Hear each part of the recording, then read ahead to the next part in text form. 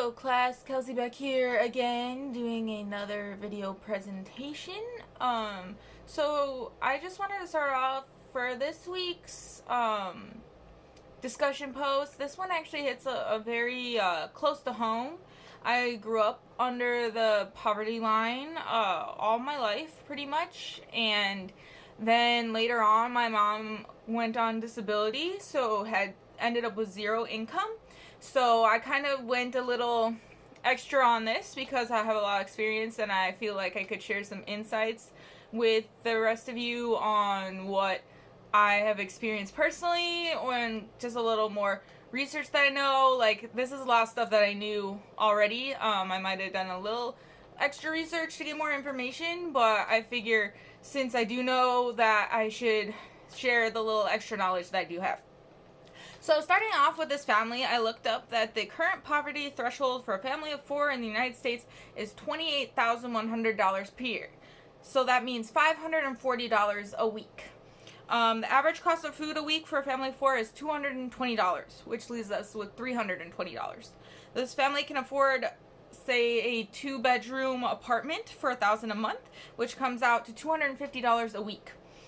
This leaves them with $7. Then I kind of estimated the cost of gas for their one vehicle, which I would say that they would need something paid off because they cannot afford a car payment. But say it's like $20 a week for gas, which leaves them $50 a week for maybe their utility payments, clothes, food, which really is not a lot. So, like I said, I know firsthand how this is, just like scraping to get by. You don't get the extras in life. So it's hard. But, so say like the child does become sick. A parent loses 3 days of income. That's like a week's worth of income for the family. That could cause things to tumble down. For the solutions, I listed things that could be more long-term solutions to maybe get them ahead, and like the temporary solutions that they need right now. So for food, if they haven't already, which they should be on, they should sign up for food stamps right away. The only problem with food stamps is you typically have to wait for your food stamp card to come and for you to get approved and all that. So, if they have that waiting period and they need food right now, the school will give them most likely free meals for the children, but also there are many food banks and churches which will give free food for immediate need to families if they are struggling. Typically no questions asked. If you keep going back, they will like ask for proof of income. But also a food bank isn't only for food. It's useful for getting like soap, like hygienic products, toothpaste, soap, toilet paper, things of that nature. So that's also good for that. And then for the medical expenses, there's a lot of nonprofit hospitals like St. Jude's. They won't turn a child away even if you cannot pay for it. So those are a good option that they should go for the medical expenses. I also looked up and found this foundation called the Health Well Foundation. They help cover copays and deductibles, so that's also a good option. And I also found a lot more medical assistant programs like that, so definitely good things to look into. A lot of state-funded programs for hospitals and your hospital period will offer things like that. Sometimes they will not offer it, however, so you have to ask. Also, there's TAMF, or temporary assistance for needy families. So first and foremost, they have 4 things that they cover. One of it being they're making sure children are cared for in the home. So that's something to look in for. They will give some grants to assist families like that. Another thing for long term that I saw that they do is they'll give the parents work training, or like assistance to find better jobs and better training for jobs and education. So that's also a good thing to look into for their long term.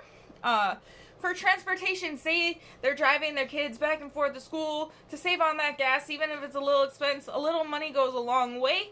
I remember my family paying for gas and change, even like the little bit goes a long way for that. So a lot of many bus services will offer free or reduced rates for students. So if the kids need to get to school or just like anything like that, they can get free or reduced rates. That could save some money as long as they're old enough to take the bus. For utilities, so that the Home Energy Assistance Program, it gives one-time assistance. This is just for the state of California and Orange County specifically, but a lot of states offer similar things. It will help with your electric or gas bill. It's like a one-time thing. They could help you for a year, and then maybe you're on your own, but that could help them save on some utilities, get that much-needed extra income in. And then for rent, a lot of township offices, like if you're really struggling to make rent, they will help you out with that as well. So those are some of the things that I saw that they could use assistance on. There's so many programs out there, as long as you kind of know where to look. That's what good like caseworkers and human service professionals are good for, because they can help somebody find those resources at little or no cost to them, and it will save them a lot in the long run. So with a family like that, I was a family of 5 in a similar situation, so you gotta look and find things, ask questions, seek it out. There are programs out there. Thanks again for watching another one of my videos. I hope that helped and gave some information in case anyone's going in the human service field, or even if their family needs help or they themselves. I hope that could help in some way. Thank you so much.